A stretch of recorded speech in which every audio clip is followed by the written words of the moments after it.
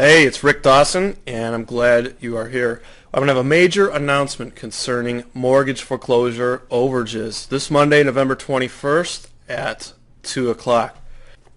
Now, we covered mortgage foreclosure overages in some detail in the Hooked on Overages course, but as you've seen, the focus there is on tax sale overages.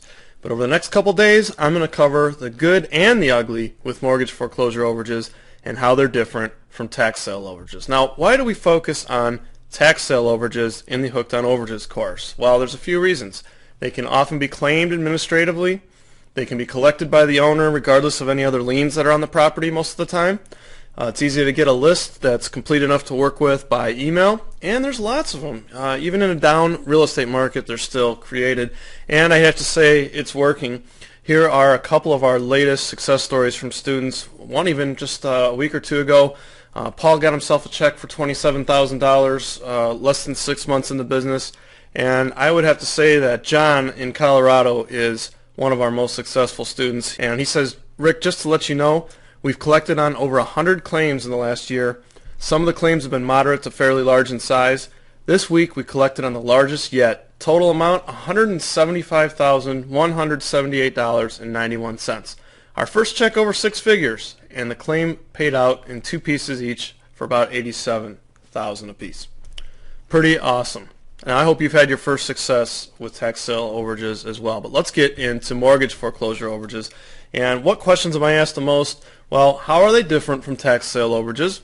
Which one should I start with, and which one's better? And I'm going to answer all those questions and give you some really great detail in these 2 videos. And then again, that major announcement is going to come up Monday, November 21st at 2 o'clock Eastern. So let's dig in. Now, quick review.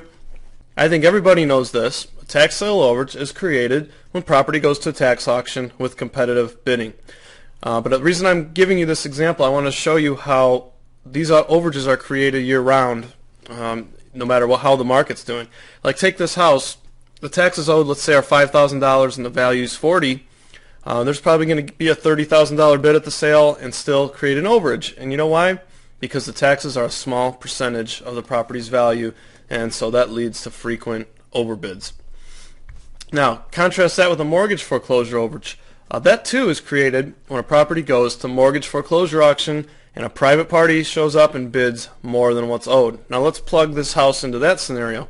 Let's say someone bought this house for $100,000 at the height of the market in 2007, and it's dropped down to $70,000 in value now. And most of you probably know you don't make much progress on your mortgage balance over the first few years you own the home. And plus, if it goes through foreclosure, there's going to be lawyer fees and stuff added onto it. So let's say their mortgage balance is up at $98,000. They are not going to get a bid on that property. Okay. People are only willing to pay $30,000, and the minimum is $98,000. So there's not going to be a bid. It's going to go back to the bank. And most foreclosures today go back to the bank because they are not sold for the full mortgage balance. Now, don't get me wrong. Mortgage foreclosure overages are still created today. Okay, there's older mortgages that get foreclosed. There's low balance mortgages that get foreclosed. Maybe the owner passes away. Maybe the owner procrastinates and lets the deadline sneak up on them. And dozens of other situations. If there's one thing I've learned in the overage business, there are probably a unique reason for every single person who goes through a tax foreclosure or a mortgage foreclosure. Now let's contrast that with a mortgage foreclosure overage in a rising market. And let's say that was in the year maybe 2000 to 2007 or 2008. Let's say they paid $40,000 for the home in 2000. And it skyrocketed up to $80,000 in 2005. That's not unrealistic. And maybe they never made any progress on their mortgage of $40,000. Well, it didn't matter because the property was worth $80,000, and it probably got a bid of $80,000 because back then buyers were paying insane prices for stuff. So all someone had to do to create an overage in that time frame there was hang on to their property. As long as they don't keep increasing the mortgage amount, those rising values are going to create quick and automatic equity, and that's going to translate into an overage at the foreclosure sale, again, especially with all those crazy auction buyers. So I bet you wish you'd gotten started with mortgage foreclosure overages while they were being created left and right, right? So is the opportunity to profit from those overages that were created during the real estate boom over? Not at all.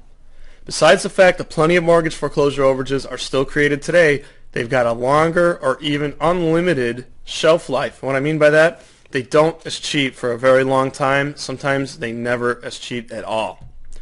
Now, states like Michigan, Minnesota, and New York, they keep the overages from tax sale property from the very beginning, something I think is quite unfair.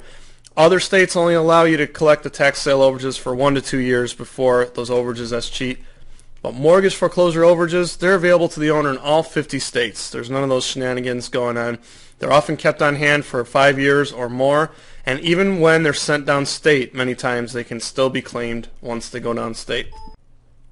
So, the main points I wanted to make, they're still created today. They were created in droves through 2007 and 2008. They're available in all 50 states. They're held for 5 years or more in most states, sometimes indefinitely. Might even be claimable after that 5 years. And the county doesn't have a motivation to try to avoid paying those out because they don't get to keep the money, so they're not going to get in your way of collecting. And plus, it's a matter of the courts, not of the treasurer, because a foreclosure sale is initiated by a private party, the bank, and any overages that are created there are really none of the government's property. Now, are there a lot of overages out there today in the mortgage overage area? Well, there are tons. You may have seen this news article. There are $16 million worth of funds in Cook County, Illinois alone. That's the county where Chicago is, and even millions more surrounding Cook County in those suburban counties. I mean, so this is just one little part of the United States, and there's an unbelievable amount of unclaimed funds from mortgage overages there. Now, I promised you the ugly too. Let's talk about some downsides that sound bad at first, but you know, they really have their hidden benefits. So let's look at that. Now, a list that you get from the county might not be good enough. It'll tell you if the county's sitting on a lot of overage money, and that can help to know if you'd want to work that county or not, but it might not be sufficient to get started.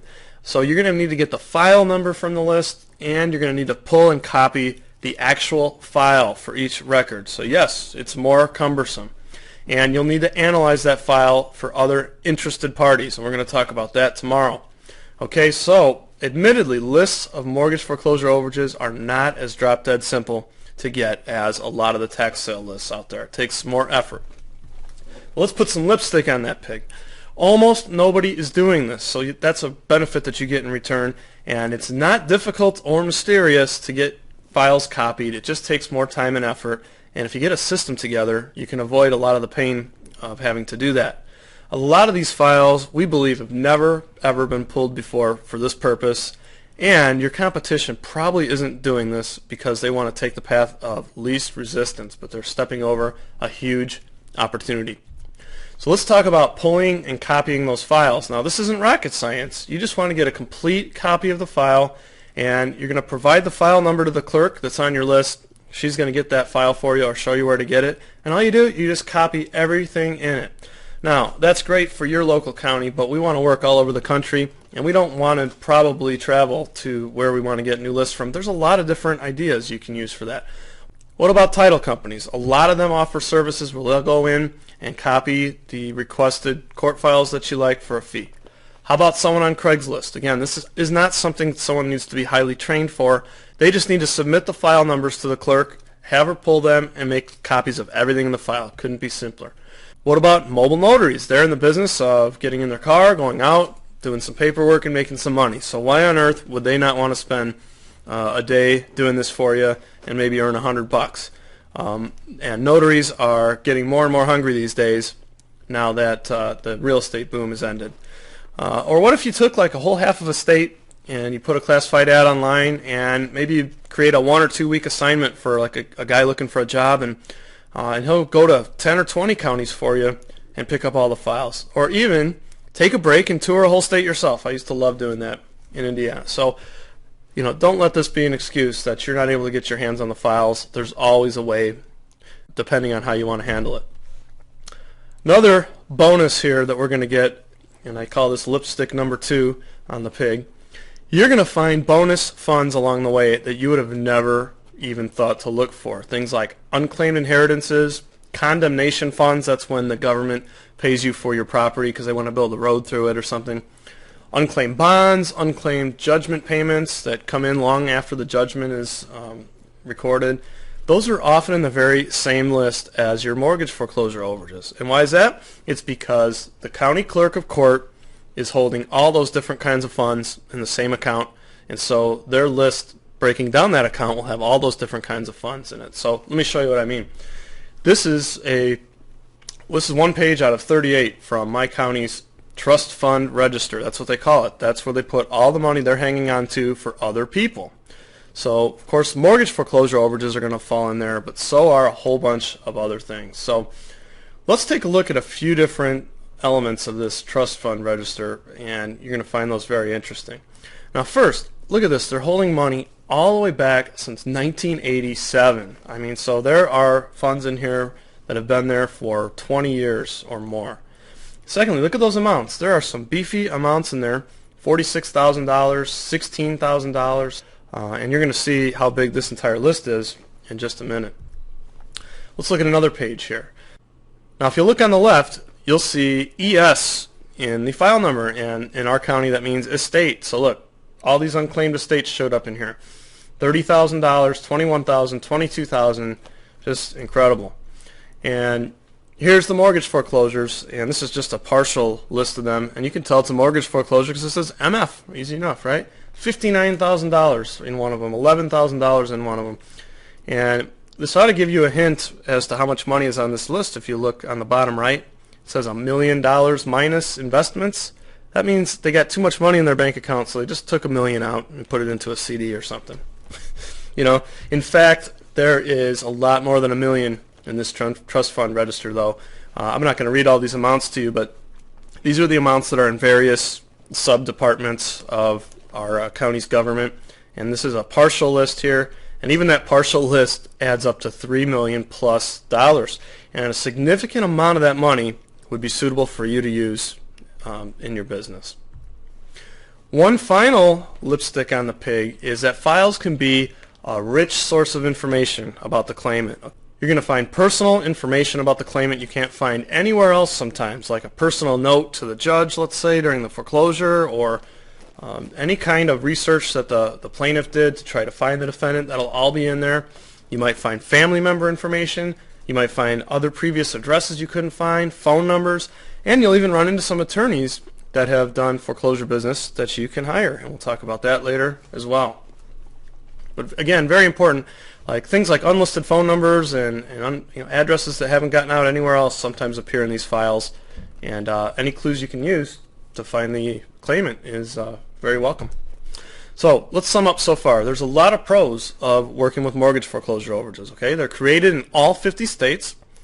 There are no states that I know of that steals them, like New York, Minnesota, Wisconsin, states like that do. They stay on hand longer. They got a longer period before they escheat, or in some cases, no escheatment period at all. And as you've seen, there's obscene amounts of money available. I just showed you Cook County, Illinois, $16 million in mortgage foreclosure funds alone, $3 million plus in my county.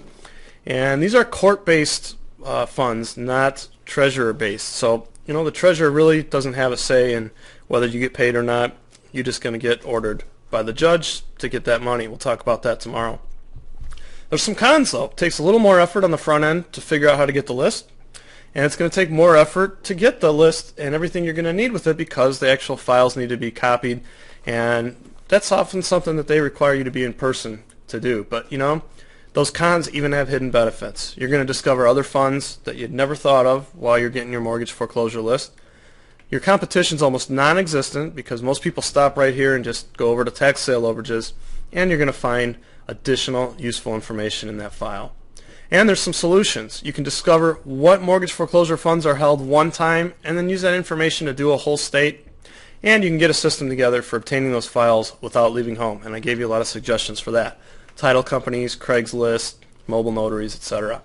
So tomorrow we're going to cover more good and ugly, and we alluded to some of that earlier, and it's going to be again about mortgage foreclosure overages. So we're going to hit analyzing the file, making the claim, and all the other differences versus tax sale overages. Now, are you watching this on our new Facebook system? Well, if so, join the discussion. And be sure to be there Monday at 2 p.m. for a huge announcement regarding mortgage foreclosure overages. And don't miss this. It's got the potential to change your business, and I dare say even your life forever.